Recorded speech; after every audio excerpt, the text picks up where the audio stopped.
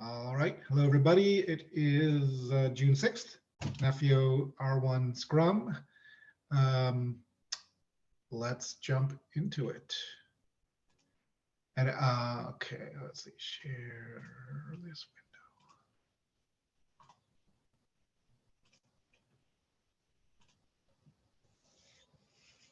window. Okay. So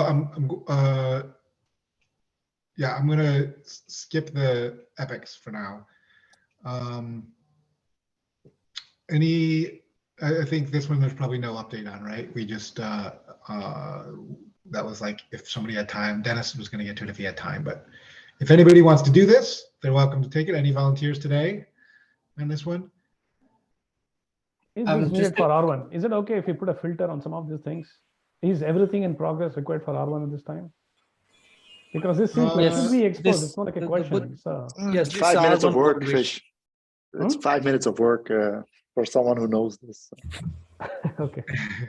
If you know what you're doing, it doesn't take long. The main work here is to figure out what to do, right? And so, like the reason that I'm not just doing it, because like Wim said, it's not once you know what to do. Like if you've got the full picture, it's not hard. It's more I want to give somebody an opportunity to spend some time and figure out how to do it, right? That's actually it's more about like. There's an example of Gitea here. So there's a Gitea example you could look at if you want. Wait, sorry, I was away from the keyboard answering an email. Which one are we talking about?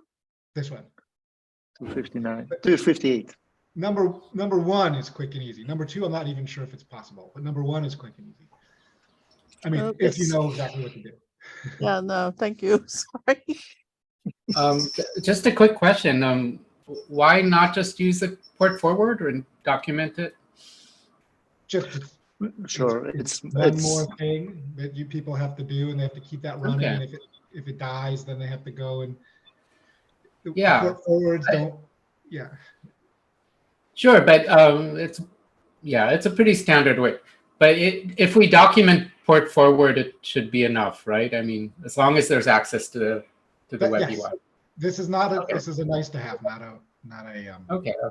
I guess I just want to make sure that we're at least documenting how to access it. It is already documented. Yes. Okay. All right. Yeah. So this is definitely a nice to have. Yeah.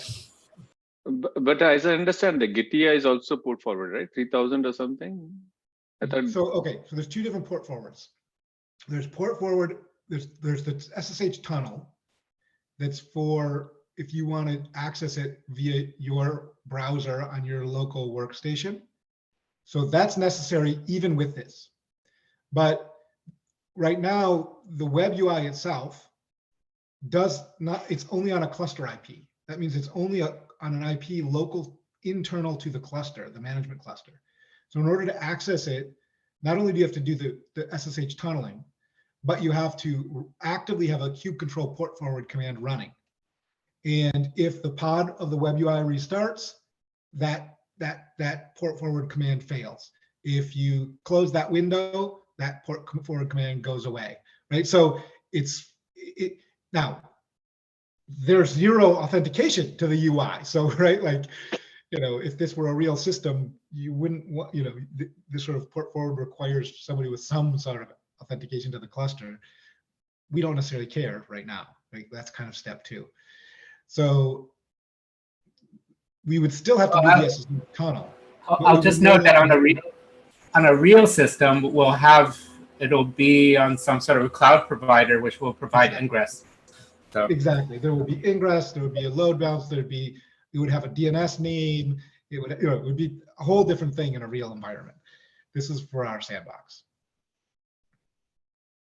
So I'll leave it there. It's like I said, it's a nice to have, but if somebody wants to learn a little more about Kubernetes, learn a little bit more about our sandbox environment, it's an opportunity to dig into that.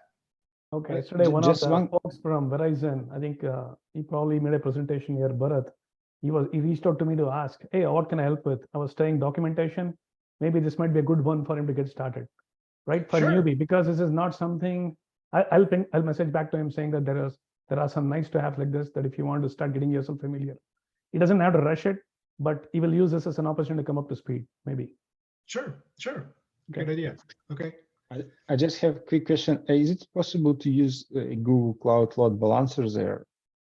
Or because We don't want to do that in- right now because this is Okay. this is just about the sandbox environment, right? That requires it to be in GCP. We're going to run these. So even if you look here, like part of this is like, if we do this, then for example, the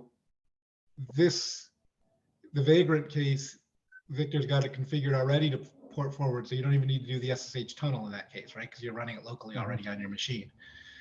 But you can do that, right here. Even though he's got this in here, you still have to run the kube control command. If instead we had it on a, 172.18.0.100, then you would no longer even have to do the SSH tunnel in the Vagrant case, right? So it's really just, this is just a sort of one less command that has to be actively running in order to access the UI, that's all. Okay. So it's intended to work in any of the sandbox environments. So we shouldn't rely on the Google Cloud stuff for it. All right. This one, it looked like there was some progress here. Yeah, I pushed PR for local pass provisioner. So basically, like in GCP, when I deployed like what Wim suggested, it requires to add permissions to namespace where it runs. Otherwise, it cannot start ports. There are helper ports which probably create in folders inside Docker container. And the second stuff, we don't have any default storage class. So basically, I have to mark it as default. Then it kind of works, but it is right now as a kept package in Nephew example packages. So the question is, how do we then apply it? So I guess we need to add a step into instructions to apply it before whatever else. We need to update one more package, Dennis. If you want, I can explain to you. There is Yeah, the sure. workload cluster pack. There's a workload cluster package needs to basically install this. So there's one PV that we need to add to the workload cluster package. That's all we have to do.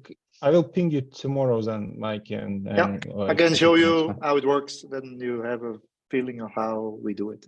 Yeah. Sure. Then Yeah. I will like create it, push it, and test it like in the cluster which I have in GCP. And after that, I guess we will be able to close it. Perfect.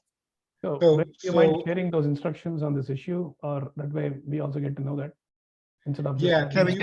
can- I'm putting that here. So we need to tag the package above as local path provisioner. This is probably my electrician calling. Bala, can you take over? But I think Wim knows what to do here too. So let me get this call. Sorry. Yes. Sure, I'll present it.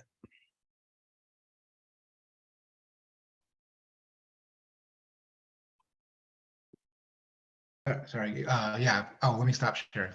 If you can take over, Bala. I'll add this. It looks like, yeah, this is the guy. He's almost here. So we need to include it in the Nephew workload cluster package. And like Wim said, he knows obviously exactly what to do there. And then we also, you said there was some additional. It's already there, so it's inside the kept package. It's just kind of I added it into default local pass provisioner file, which is in Git repo from them. And then Yeah, was there reviewed it. something about Docker, like creating some things on the Docker host? That is part of the process how local pass provisioning works. It creates helper pods to provision stuff like inside the container. But I think Fish originally suggested to do the looks like the mount, right, with /opcni. That we don't have to do. We don't have to change anything there. Yeah. No, I think this is not clean. needed. I tested it out already. This is clean. Okay. What I think Very Dennis clean, has yeah. proposed is So Bala or Wim, can you take over now? Because this person's about to arrive. Sorry about that, folks. Yes. I'll that's why I was update. asking I'm Dennis sharing the the question screen. about any local mounts that are made on the host. So it seems like it takes care of it automatically using the local path provisioner. and the steps. Since the Docker volumes are already mounted in the varlib Docker folder, volumes folder, so I think it takes care of it. So. And if you look to the way, if you do a regular kind, like the annotation and the namespace, you see they do the same thing. So it's actually aligned with what kind does. So it's very good. Yeah, very good. Awesome. Done. Awesome. Yeah. One quick thing I wanted to say before I take off. The issue we discussed yesterday, just before the meeting, I wrote up what I understood the 4 different options we discussed were. So if we can take a look at those and folks who are interested can comment. I think that the service discovery option has real possibility to get done in time, but I don't know. I wouldn't be the one implementing that, so I would need folks here. I'm happy to implement. I think the reconciler one is I can implement in the next day, so probably today if needed. So we can just take a look at them and we can discuss it over the issue or whatever. But I'll run because I gotta go. But thank you so much. I'm gonna listen until the guy shows up, but I'm gonna just stop talking. Okay, thank you. So I don't know which screen are you seeing? We see the board. Okay, cool. Thank you. I was just hoping I'm not sharing something else. So yeah. So we were talking about this, right? This one is just done right now, I believe. So it's not completely done, but like let's say no, I mean to tomorrow. say the discussion. Yeah. Discussion is done. Yeah. Okay. Refactor the what Charles on this one.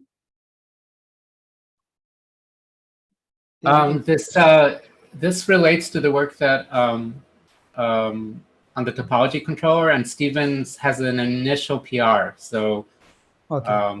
yeah. Okay. Working with Stevens. Okay, got it. Okay.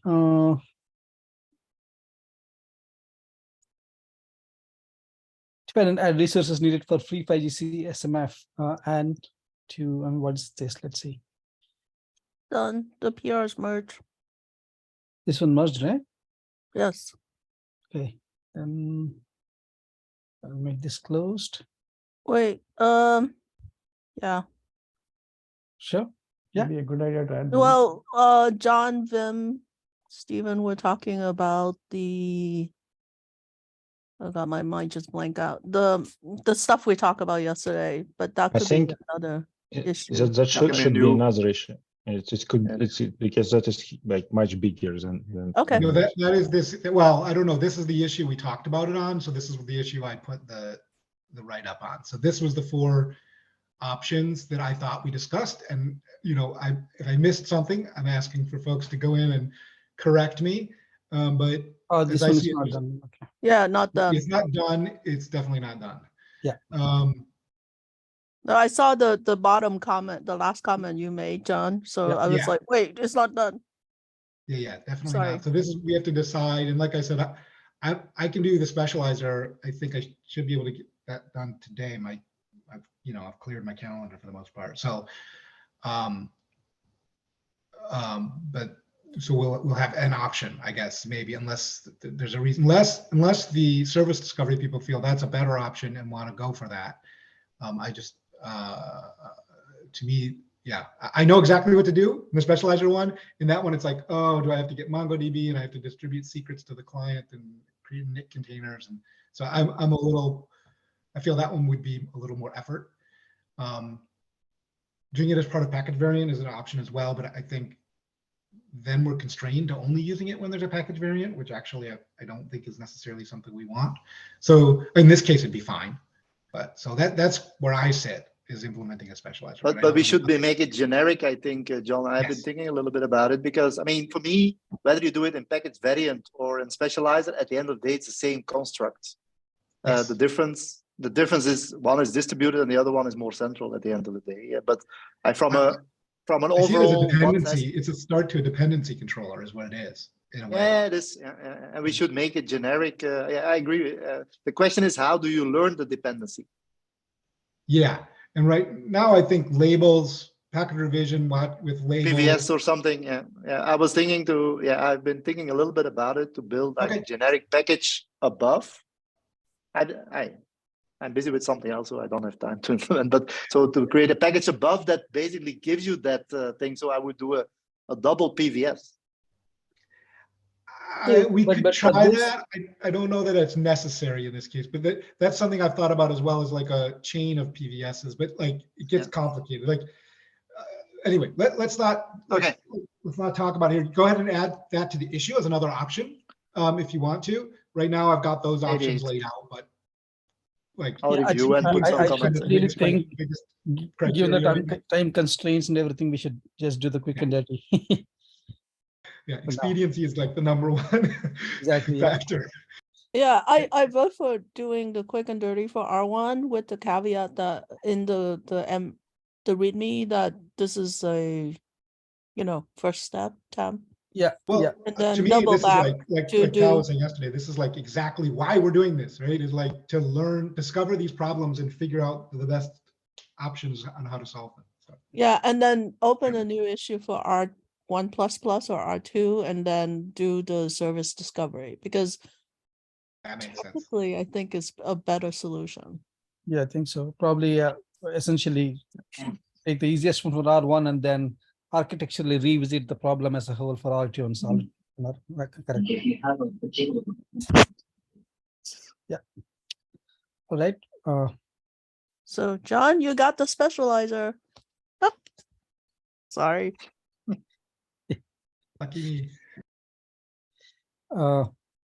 So this one, a UI accreditor for package variant set resource.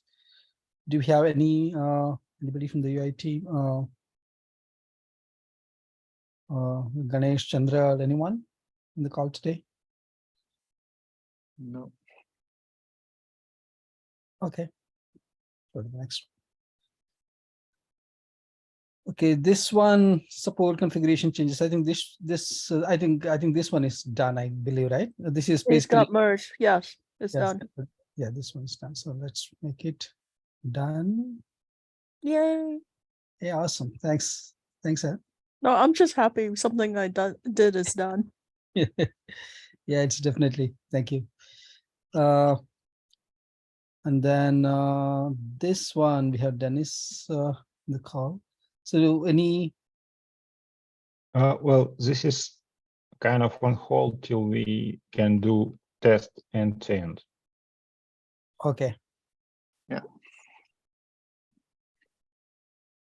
By the way, I spoke to Pietro yesterday, Dennis. I asked him to be in touch with you on this one.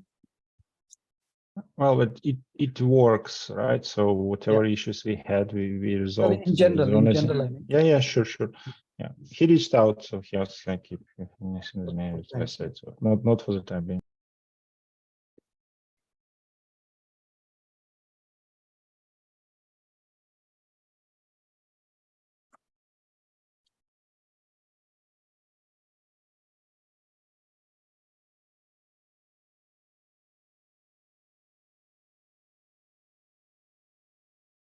So this one, I think Tal, let's see.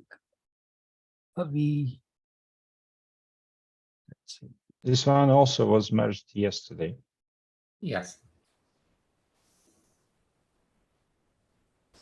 I will just like update my environment with the latest code and check tomorrow as well that Cool. everything is there. Thank you. So I'll just mention about the configuration changes. Every developer tested them separately.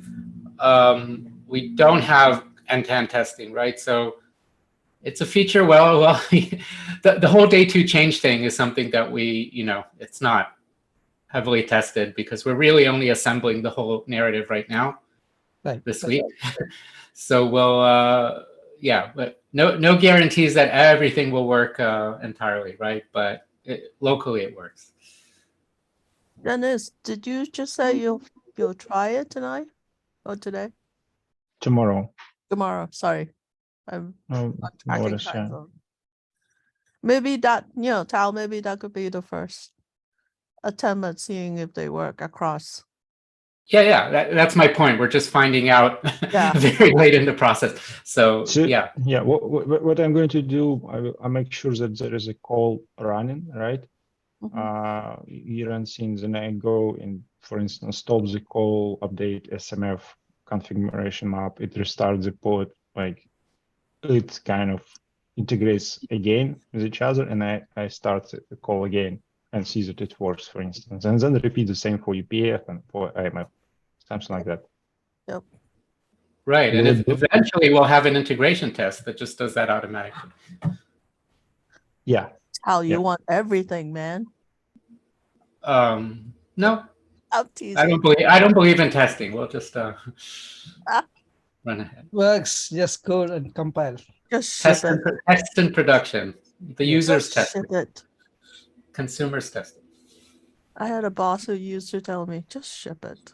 Let the user figure it out. I'm like, ouch. I just had one question on this, the scaling the UPF for the SMF. I mean, originally it was designed as part of, probably kind of changing the maximum throughput or number of sessions and so on. Is that still the case, or is it like somewhere much It lower is the- level there? It is the case. So like for UPF, if we change throughput, it's going to and cross some point. So it creates a new pod with more resources, more CPU and memory. The same for SMF, as far as I remember, if we cross something like 1,000 sessions, and it creates another pod. Oh, No, okay, so not- that's in the capacity, right? I think there's a capacity Exactly, CRD. That's yes. where you, okay. Correct, yeah. And for horizontal scaling, adding, let's say, more pods into UPF or SMF deployment, this is exactly will be kind of, it can be solved only after that specializer, which we talked just like 5 minutes ago, is implemented, because there is a discovery between UPF and SMF has to happen.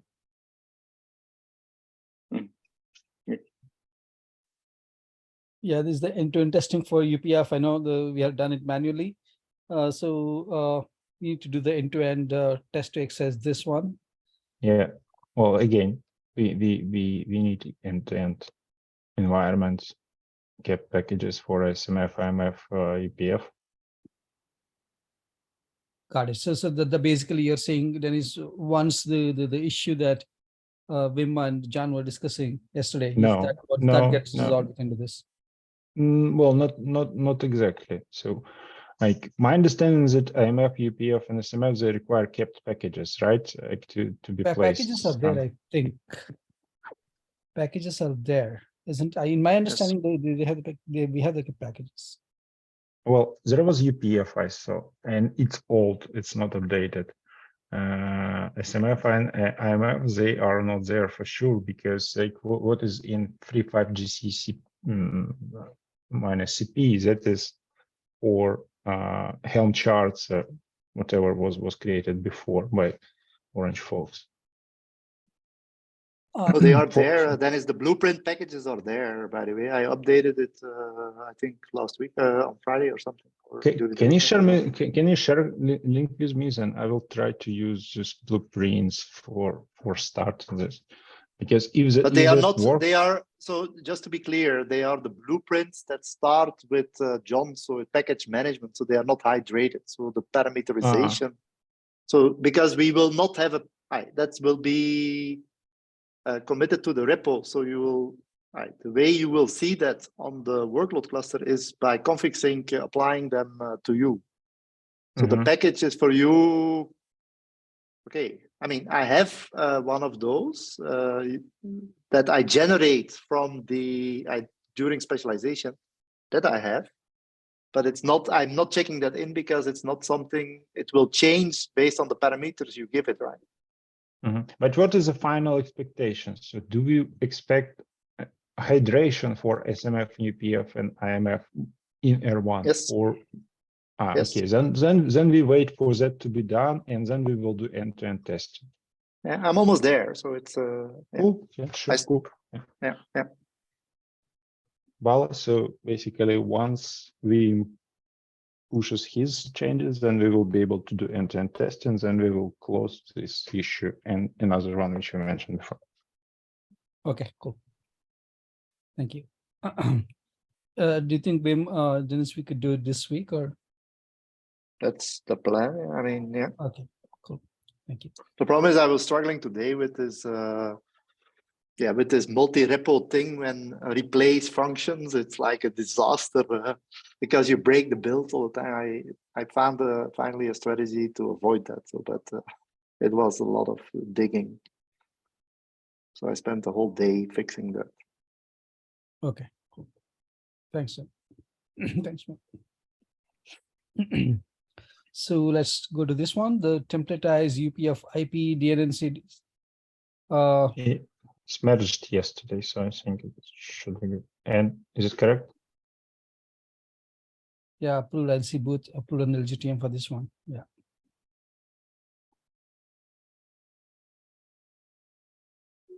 Oh, sorry. Is it merged? Yeah. Can you see the tab or no? Yeah. Okay. Well, because we always said it's done when it's merged, so that's fine. Oh yeah, yeah, right. Yeah, thanks. And thanks for keeping me honest. This is Uh, this is merge. Yeah. Okay. So where are we? Then you implement package variant. We don't have anybody from the UI. Enough topology. I think this one, enough topology controller. Stephen said he's gonna have a PR today for both of these. I think for the design he already has. There's some comments in the controller. He has the PR today. Add supposed. Is it the same thing, Tal? This one too, right? There is a separate API that Yeah. has been reviewed. Yeah. It's separate, but it's in the same topic. Yeah. It's related. They're all related, I think. Yeah. Right. We have 3 Git repositories. So we just separated the PRs into 3, but they're worked on together. It's one feature. Okay. The PR review comments are there for this one. Okay.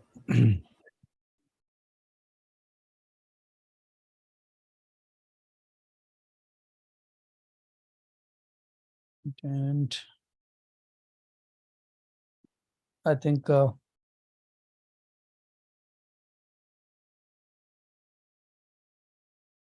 yeah. Do we have Radu here? Radu said he's gonna add some README or wiki. In Looks like yesterday's call. John is Yeah. also put a PR. I'm here. I'm here. Sorry for the background noise. I'm driving. Oh, okay. So Thanks, Radu. Yeah. So yeah, I haven't had time today to update the wiki, but I've gathered like most points that came up talking with John yesterday, and I will make some like also a schematic, like a graph of the whole flow there, so it's not as much confusing as it is right now, hopefully. Okay. So I think John has opened a PR as well, I guess, in this direction, seems like. I have pasted it on the chat. Okay, let me also add that. Yeah, 1 second. We just need to make sure that that is what we had initially discussed about how we wanted to keep some of the tests in a folder and stuff like that. Yeah, this is basically which yesterday in the release meeting. Oh, I see. I missed it. Okay. So basically, John wanted to have instructions on how to include the tests. So that's when Radu said he will add the instructions here. Oh, okay. Sorry, I missed the context yesterday. I missed it. Okay. Yeah, but anyway, thanks for the link to let me add if it that. is about the wiki, that might not be relevant. I think he has actually started off the end-to-end tests. That is the PR. Oh, okay, that's it. Yeah, thank you. Yeah, thanks, Radu. Thanks for joining. Yeah. Yeah, sure. Yeah, thank you.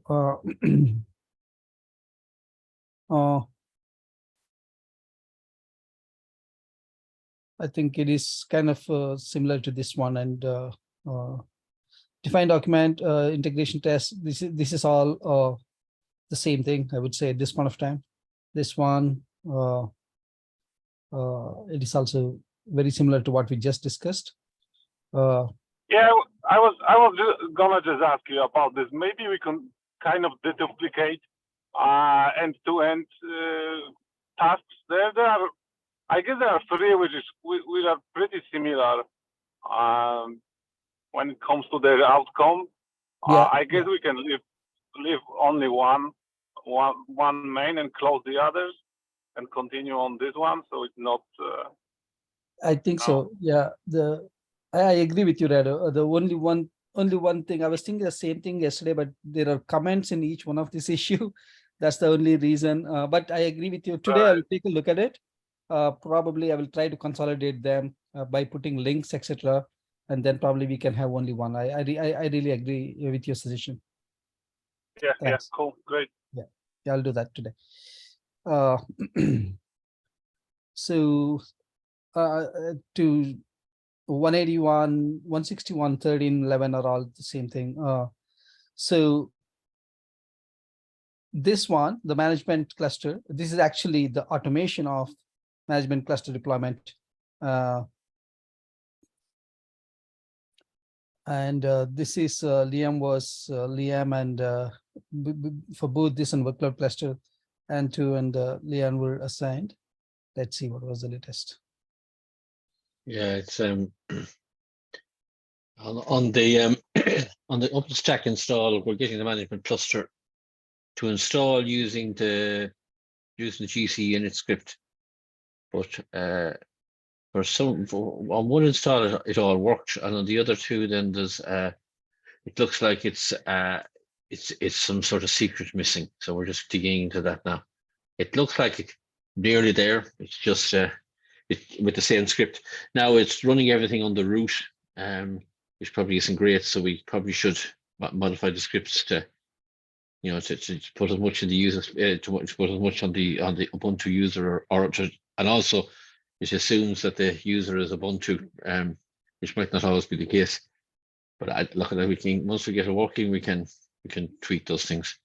But we're digging into these certificates. It's probably something small. We're just digging into the certificates. But it's a bit strange though that it worked once and didn't work twice. But anyway, we'll keep at it. We'll keep plugging away at it. Cool. I just got an update, a pointer from Liam on the Mac Intel and set up the sandbox environment. So I'll look at it today, tomorrow. Cool.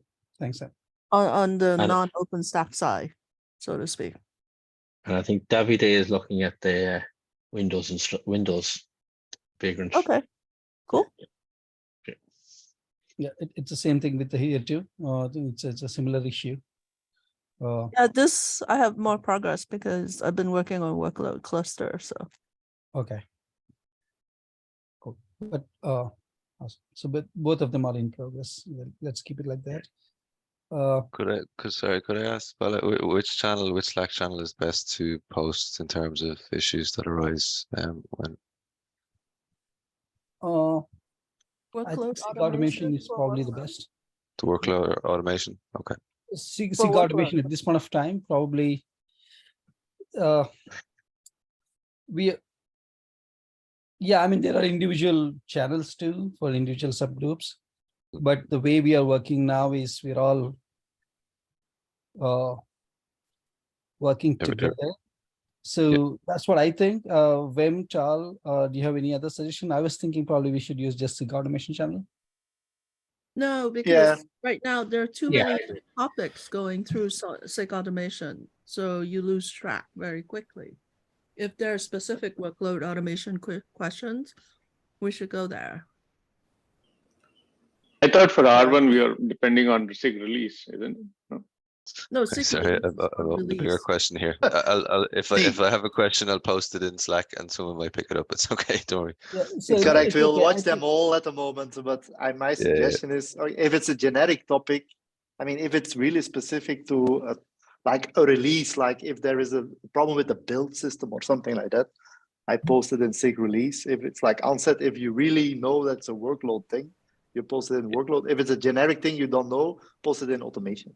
Yeah, well, I guess After R1, we should probably have a support channel just for people who are external to the project and want to ask questions. Yeah. That's a great idea, actually. I think we'll need And it. I nominate Tal to run it. Yeah, I'll create it and yeah, we'll see what happens. I'll create it and ignore it. That's how you do support, just like testing. Oh man, support. Ugh. Yeah, I'd probably say when in doubt, let's use SIG automation. But when we exactly know, we can use. But irrespective of that, I think we will get response anyway. perfect. Thanks. Thanks, guys. Yeah, Thanks. yeah, thank you. That's a I simple know we question. have You caused some get a tons of confusion with too answer. many channels. Yeah, and you were saying something. Please go ahead. Ask a simple question and you get a tons of answer. Yes. Better than none, I suppose. But yeah. Yeah.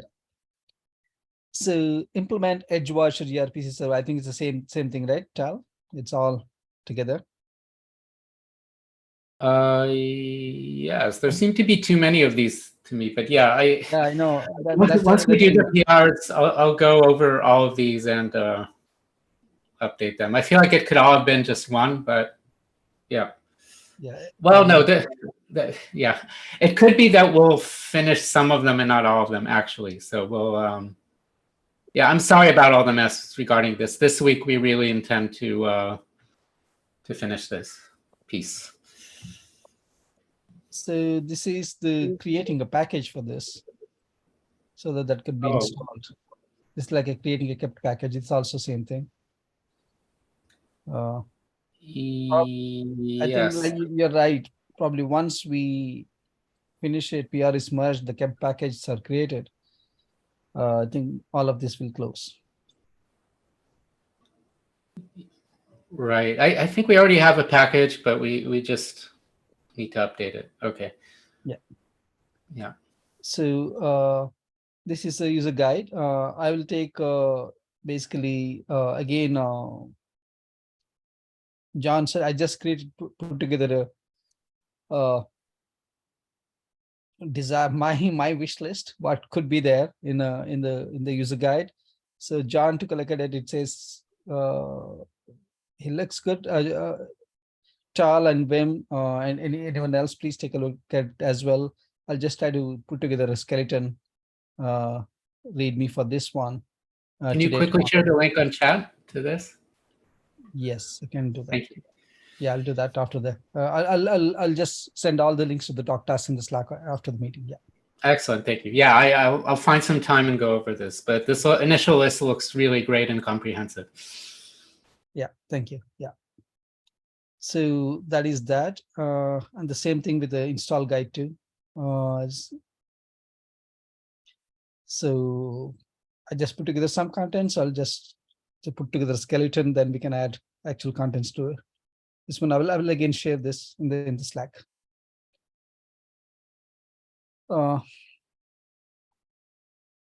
So this one, add cluster context resource in if your workload cluster package. I'm busy with that. I'm busy with that. Oh, it's in progress. Okay. Cool. Thank you. It's almost done, but there's a few things. Okay. Thank you. And there's one PR, the API, I think John reviewed, but yeah, maybe if you can push it over the line. I'll send you the link. Okay, please send me the link after in Slack. Yeah, we can push it up. Yeah. So this is an epic. We can just. This is another end-to-end testing scenario. Do you have probably it has a lot of other dependencies too. The dependencies. Do you have Simon in the call? Yeah, I'm in the call. I'm Yes, not sure if it has multiple dependencies, but I've pushed a PR. Okay.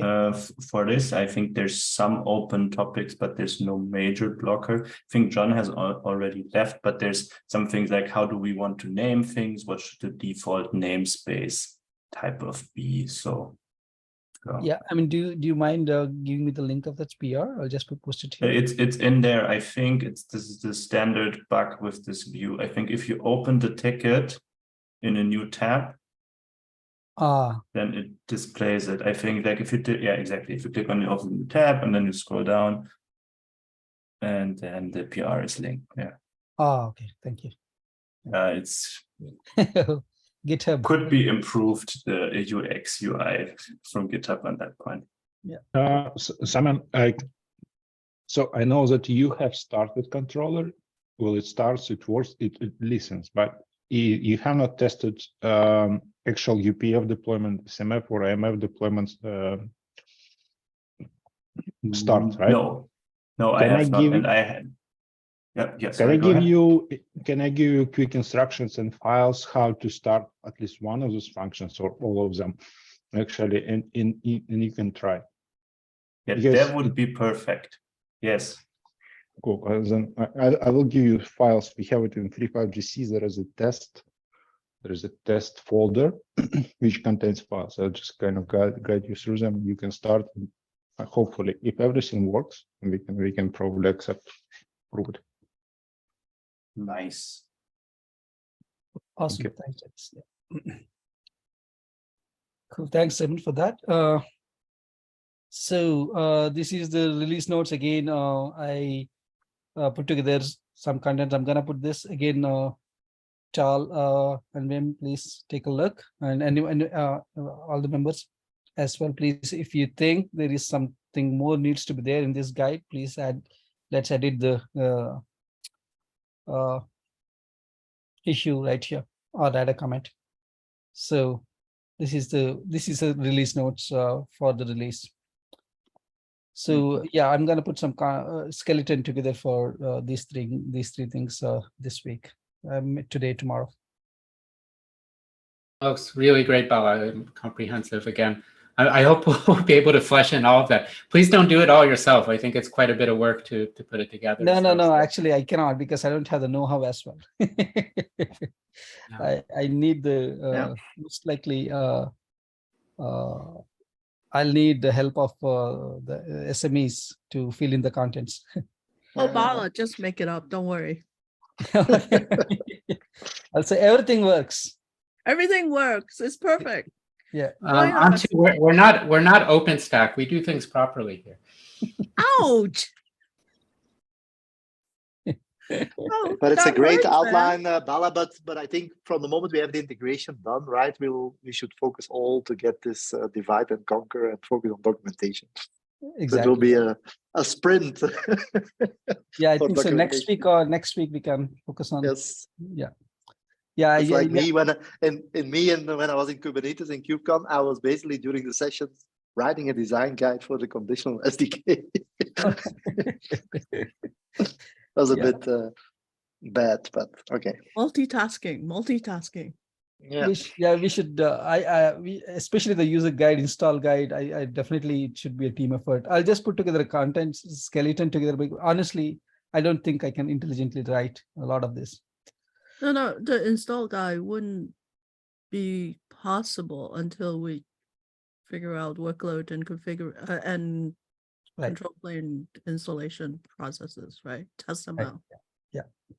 Then probably we can give the individual. Once we have the skeleton, we can give the individual topics to the community members here, so that we can divide and conquer that way. Passing off to work already. Yeah. So this is the end-to-end testing of what we need to test. I know this is actually test automation. I'm pretty sure this we need to do to the same effect as others. So define the release versioning. We had a discussion in SIG release yesterday. Tal suggested we discuss this openly with TSC. And then we added a few options to that in the there were two: semantic versioning, and then the other thing is monotonically increasing versions such as R1, R2, R3, and there are various aspects, like three various aspects. Wim mentioned that there is an API version, there is a GitHub version, and then there is external product version.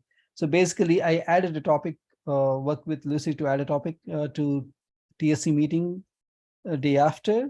So we will mention these things to the TSC and get a decision on exactly how we want to release this, how we want to the release versioning for specifically for R1, and probably will also get some guidance going ahead as well. Yeah, so we'll discuss this in TSC. And then UI tests. Again, I don't think anybody from the UI is here.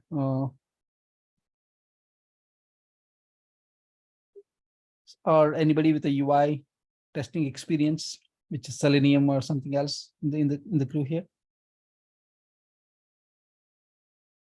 I do, but I prefer to forget that part of my experience.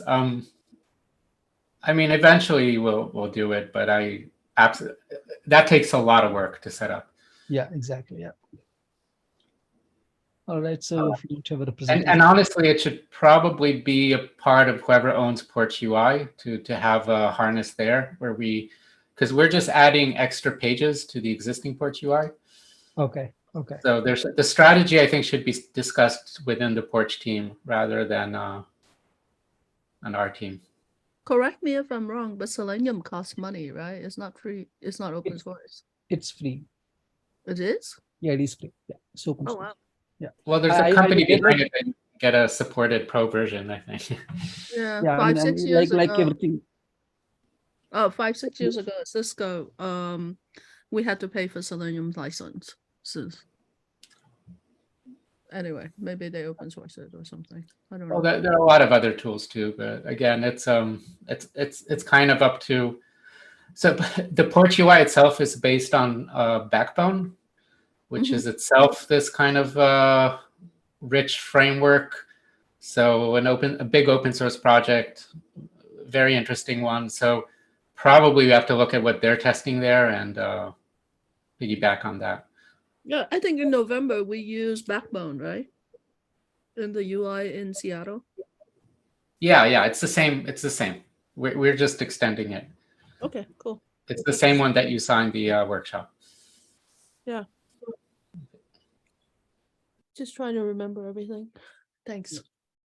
Yeah, thanks, Anne. Cool. And then Wish, this one. Yeah, can you go to the bottom of it? I just made an update right now. Okay. Okay. So basically, Awesome. it's still not working. I cannot close this, and I'm still waiting on instructions on UPF, and UPF instruction doesn't seem to deploy any UPF pods. I'm sure that At which what exactly like which UPF and SMF you're deploying? I am following the instructions in the README there. Yeah, but I you are think this depending is- on me, Vish. This Yes. is dependency on me. So I think this is nothing. So Yeah. from the moment we have the hydration from the packages, this you will see this moving forward. Yeah, But I'm this- almost there, but for example, I ran into an issue right now with the PVS. I basically do 3 clusters, and instead of giving me 3 independent clusters, it gives me 3 the same clusters. So there is some bugs in PVS and stuff like that we can go going through. So yeah, okay. that's what Sorry, guys. Sorry, guys, Okay. I have to drop.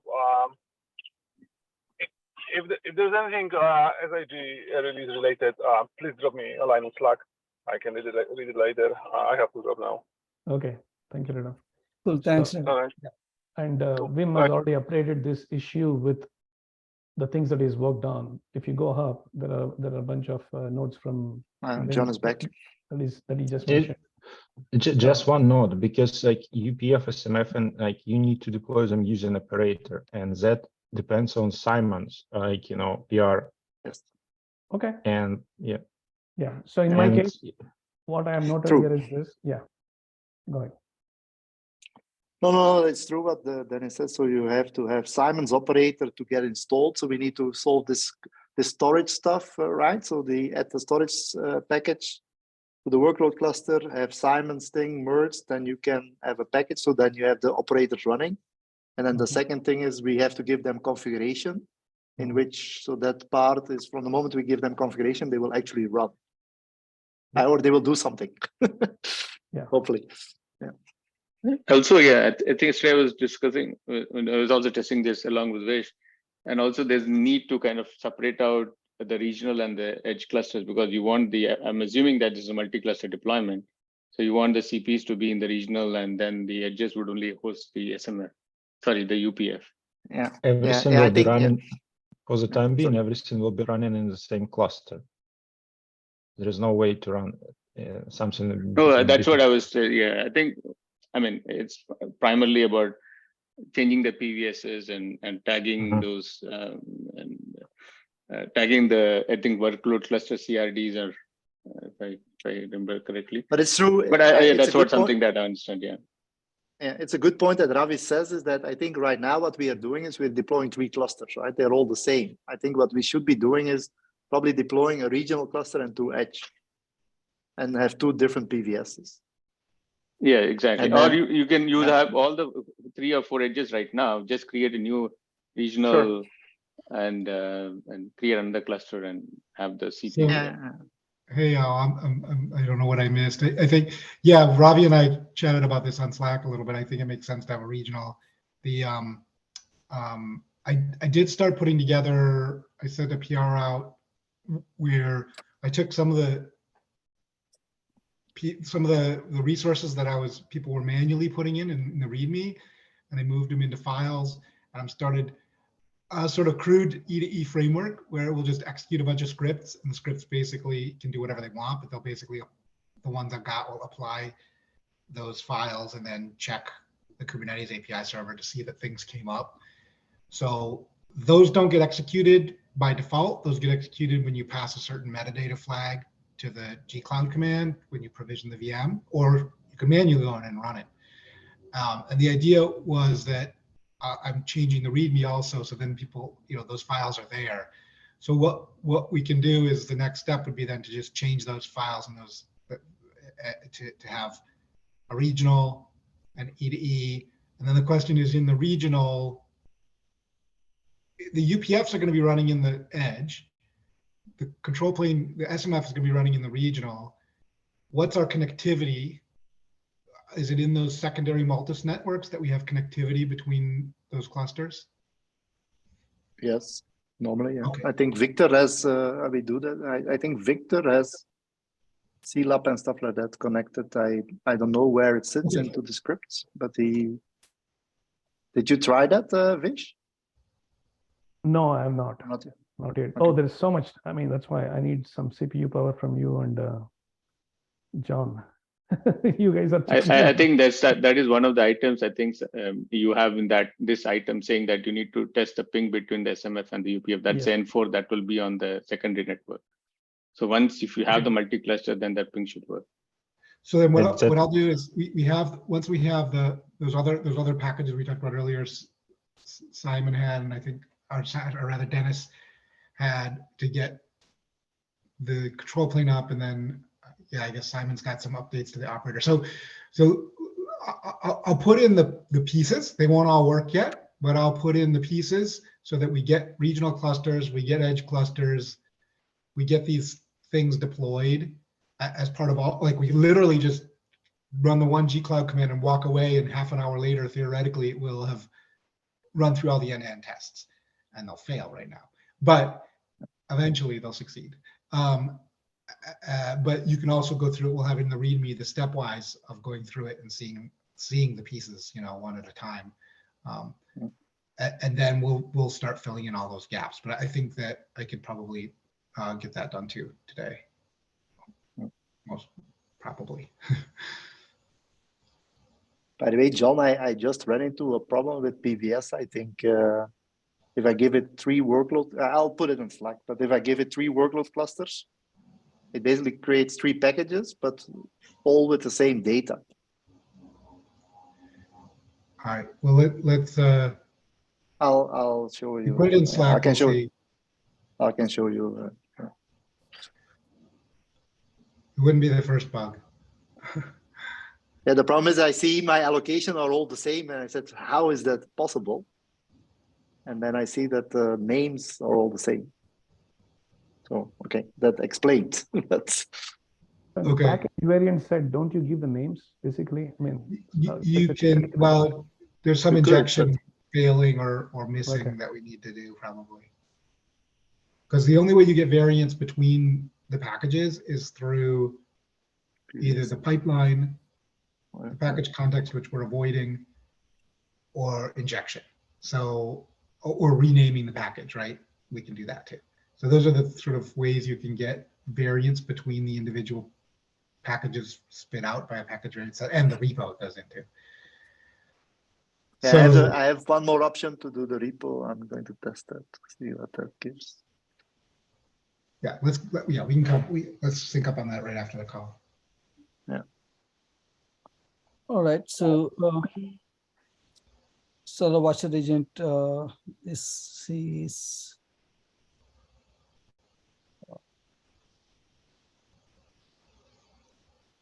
it's not assigned to anyone. This is basically I think Wim said that if it is put in the right repo, it should be installed using config sync, right? Is Tal, yeah, Tal, what do we want to do with this one?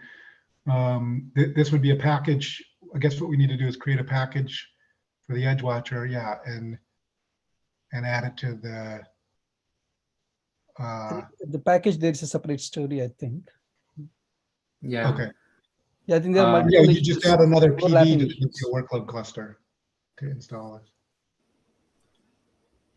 I will defer to Stephen on this. I think we want this to happen, but I'm not sure if this is the highest priority. I think once we get, there's nowhere for it to deliver. There's nothing for it to do until we have the topology controller pieces. Yeah, that's exactly it. So if the topology controller isn't there, well, we still want the pieces. So the other issues should be resolved. Yeah, if there's no topology controller, then it's not required to put the agent in. I think a lot of this will have to wait for R2 to really stabilize, it seems. But let me confer with Stephen and give you guys complete answers. Hopefully in tomorrow's Scrum. Stephen isn't here right now, so we'll be able to. Yeah, he did say he's going to send a PR, another PR, updated PR today or something. So. Yeah, I think he did already. So He did. yeah, but I haven't looked at it yet. So. Okay. Yeah, but if the packages are put in a right repo for workload clusters, it should be done, right?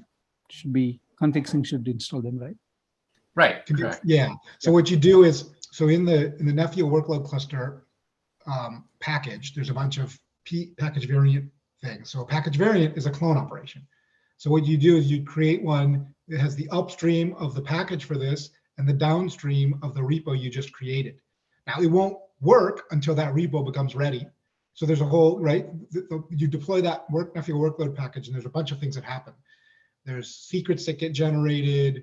There's a repository that gets generated. There's a kind cluster that gets generated. There's config sync that gets bootstrapped. But while these are all happening concurrently, right? Eventually consistent system. So as soon as the repo becomes available, that clone operation will succeed. And actually when config sync gets configured on the cluster, it'll already have packages to pull down and start running. So really this amounts to two things. One is create the package for it, to create a package variant resource in the Nephew workload cluster package, and then it's done. Yeah. Two questions really quickly, if possible. First one's for Tao. I just checked the Nephew project, Nephew pull request, and I didn't see the topology PR, sorry. Did We'll have to see which. No, I think it will come. I think it will come today, so it will come. Oh, it's not later, created. probably. Not Not yet. No. Okay. And second question is for John. Do you have 5-10 minutes after this, or sometime today? I do. Absolutely, yes. Cool. Because I'm going from the November setup to try to, and I'm confused. I think I would just start over with a new Jump right VM. If there's no upgrade path. yeah. But just want to confirm over a quick conversation. Sure, absolutely. Yeah. Thanks. Thank you. I think we are done with the Scrum board. When is So the happy hour? yeah, yeah, I don't know. Yeah, it took a total hour today, John, unlike yesterday. We did it in 30 minutes. I think you did it more efficiently than I did. Well. I have a last motion. Can we adopt just ship it as our motto? Yes. Just ship it once it's working. And test But that part can be in the small print. Yeah. Anyway, thanks. Yeah. All right. So if there is nothing else, probably we should we are over the meeting. We should just end this, and then probably take the discussion over the Slack. Okay, sounds good. John, do you want me to show it, or I'll send it over Slack, the issue that I ran in? Either way, you can show it now if you want. If it's quick. Okay, let me quickly show. You see my screen? Yeah, but I see have my to make screen? it up. I have to move it over to my other screen so I can read it. So where's my screen? I have to. Yeah, so let me see the PVS. That's the PVS. Okay. Okay, so target not name. You've got an injector. Okay. Kind workload cluster. Okay. And then so there's a. So here's the thing, right? The clone operation and the mutation operation. Well, let's look at the package variants. What do you expect the package variant? Let's look at the package variants and see if they look. And then let's look at the UPF. What are you seeing? What's the issue you're seeing? I guess I should just stop talking. Listen. So the issue is, if you look to the repo content, right? I'm expecting cluster 3 to be cluster 3, so that's okay. Yeah. Cluster 2 should be cluster 2, right? It should be. And it is cluster 3. Well, that's not good at all. Injected And resource. cluster. Okay, so cluster let's go look at 1, the package variant. Let's go look at the package variant. and cluster 1 is cluster 3 as well. Yeah, that's not right. So, okay. Yeah, okay. Package. That's weird because we're doing it. For me, I was doing. I thought we're doing it in other places, right? And it's working. So yes.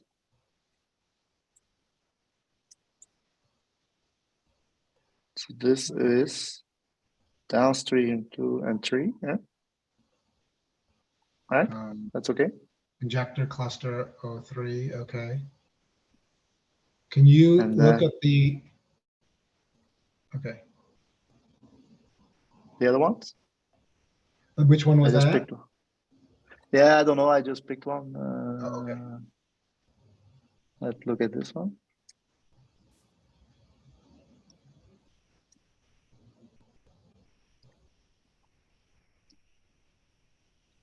This is also 3. 1 and 3. See, it has injector 3. You know, the target there is target.name. What the hell? Okay, can you go look at the, is target.name what we use in the other deployment? No, I didn't see that. I first tried target.metadata.name, but that doesn't work, it seems. So it's target.name. So this, see, I tried this a few times. It worked a few times. So, but now this time it actually fails. I mean, this looks right. So you, it might be a pointer that they are, yeah, a pointer value that they are reusing or something like that. It looks like that because they found the 3 resources. Okay, yeah, let's look. Okay, that looks like a bug. I'll see if I can reproduce it in the unit tests. I'll try and create a unit test. I have another approach, so I'll try this approach. So that's another way of doing the same thing. So I'll try this. You did it with repository.name before. No, I have 2 approaches, right? So I have both, but I thought this one was the better one. I thought. Yeah. So far, be. Can you try changing name expression to repository.name and see if it works? yeah, it will probably take a few times before I can really show, but okay. Yeah, I'll So try that. There's another bug with when you apply this one. I've already filed it. I should try and fix it this week. There's another bug that when the package variant set is actually deleting and recreating package variants instead of updating them, which wreaks all kinds of havoc because then it's it proposes to delete the packages and then theoretically it should adopt them again, but I don't know, it gets confused, I think.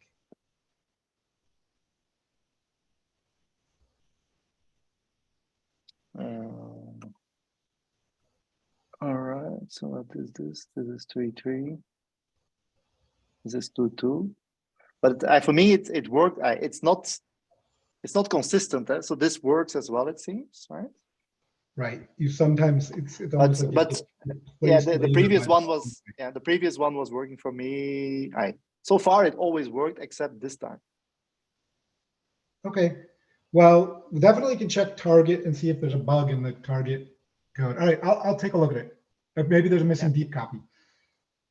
Yeah, probably. That's what I'm expecting somewhere. So now this time it's okay. Okay. Well, let's see if it repeats when you've got repository instead of. Yeah, I'll keep an eye. You're right that we should be able to use the resource itself. It's kind of the point, right? For me, it feels better because yeah, it's not it allows us to inject all the data, right? So that's very nice. That's what I like about it. Right. Yeah. Okay. Let me. Okay. I'll take a look at that. All right, and then. All right. Thanks. See you later. And okay. Bye, everyone.